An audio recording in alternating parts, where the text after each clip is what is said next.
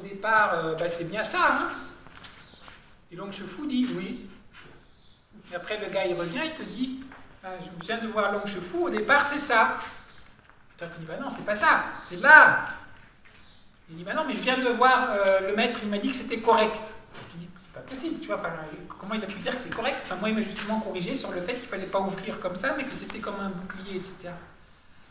Donc, en fait, il y avait certaines personnes, après, qui disaient, mais il raconte n'importe quoi, non. Qui a posé la question et à qui a été donnée la réponse?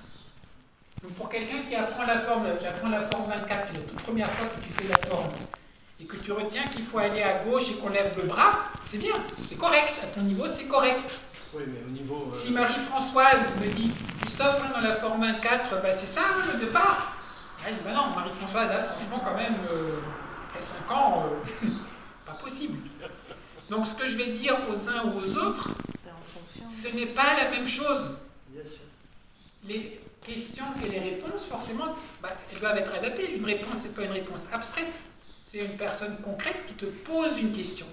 Et par rapport à où il en est, on donne la réponse. D'accord? Donc ça, il faut aussi, quand je dis des choses en général, certaines choses vont plus s'appliquer pour certains qu'à d'autres. Et quand il y a quelque chose qui s'est appliqué à vous et vous êtes heureux, vous dites, ah voilà, ça me nourrit, c'est bien. Alors parfois, la tendance peut être que c'est tellement chouette et voilà, qu'on s'enferme dedans. Donc, entre guillemets, on a trouvé la solution. Et comme on a trouvé la solution, on ne veut plus en changer, parce que c'est le truc qui marche pour nous, puis on sait bien faire, et donc on ne fait que ça. Et on n'ose plus continuer à goûter. Alors que si je continue à goûter, je me rends compte que c'était un palier. Peut-être qu'il y a autre chose après. J'avais un de mes amis, en fait, c'était en Chine, à Wuhan. Il était très en V. Il était très un peu comme ça. Et son tai chi travaillait un peu comme ça.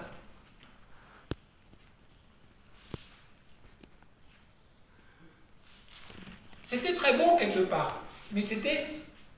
Il dit souvent que les arts chinois, c'est plus en A. C'est un tienne, et puis on... Et lui, ouais, c'était comme ça. Et il ne faisait pas que tai chi, il faisait aussi des trucs un peu kung fu, etc. Donc à un certain moment dans sa pratique de tai chi, il s'est quand même rendu compte que le fait d'être tellement... c'était pas tai chi. Enfin, il n'arrivait pas à relâcher, il n'arrivait pas, en anglais, sink, il n'arrivait pas à... Voilà. Donc on parlait ensemble, puis je disais, non mais il faut plus Tantian, il faut... Et en fait, après il dit, oui, tu as raison, c'est vrai, c'est vrai. Et on en a reparlé après, pendant pratiquement, je sais pas, pendant plusieurs semaines. Et en fait, il avait compris où était le problème. Il avait compris qu'il fallait mettre, en fait, plus travailler sur certaines thèmes. Mais il n'arrivait pas psychologiquement à lâcher. Parce que ça, c'était le truc qu'il avait travaillé pendant des années, en fait, comme ça. Et donc, en fait, il avait cette sensation que là, il était bien. Et si changeait ce référent-là, en fait, pour lui, ça ne sentait pas bien. Et puis, tous ces référents étaient partis. Et donc, parfois, sur certains paliers, en fait, dans votre progression, en fait, vous êtes obligé d'accepter que, on a parlé avec Marie-Françoise à un certain moment, on régresse. Vous dites, ah, mais plus rien va, mais c'est horrible. Oui, peut-être que vous avez changé une toute petite chose, c'est la tête que vous avez réarrangée, ou alors le quoi, on a lâché, et tout d'un coup, tout votre truc n'est plus bon. Il faut tout restructurer, retrouver les nouveaux repères. Mais si vous ne l'acceptez pas, si vous restez emprisonné dans le conseil, dans le truc que vous avez trouvé à un certain moment, vous allez toujours stagner en fait à ce niveau-là. Donc en fait, c'est à chaque fois, c'est des paliers. On explore quelque chose, ça nous apporte quelque chose, on peut aller plus loin, ok, et puis je continue. Puis après, si ça doit remettre en cause des choses que j'ai acquises, ok, j'accepte. Et j'accepte aussi ce doute. J'accepte de douter, d'être complètement à l'écoute.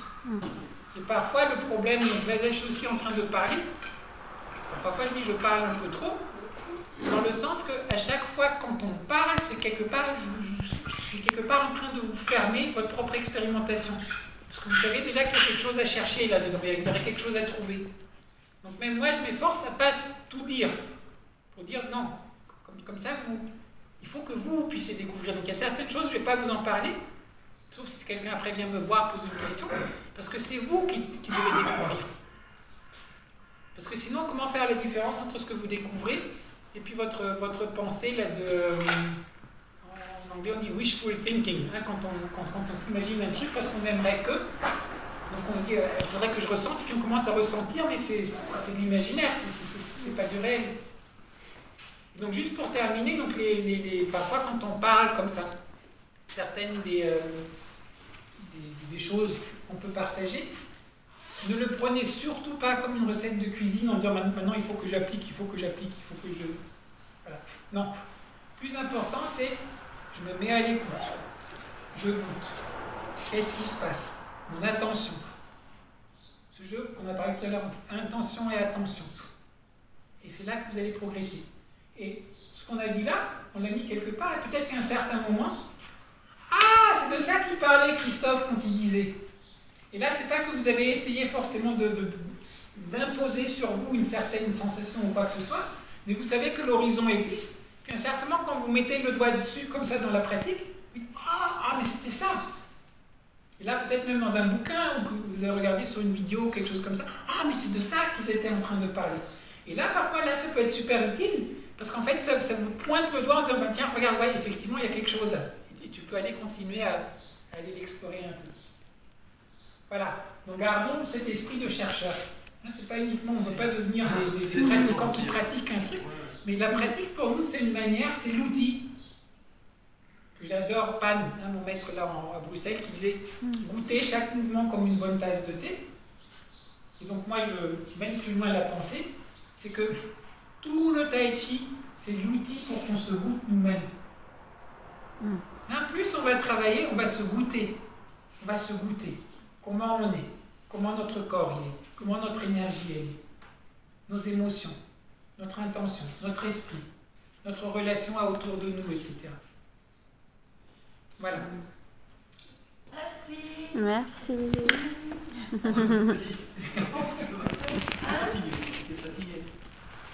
Non, ça me l'a fait. Elle me fait penser un peu, on avait certes un prof, alors on avait un prof en Inde qui nous gardait en moyenne 1 ou 2 heures de plus que l'heure prévue. Et c'était toujours pendant l'heure, en fait, à midi. La cantine, elle était que ouverte de midi à 2. Et il nous gardait, donc en fait, tu ratais même ton déjeuner. Sympa.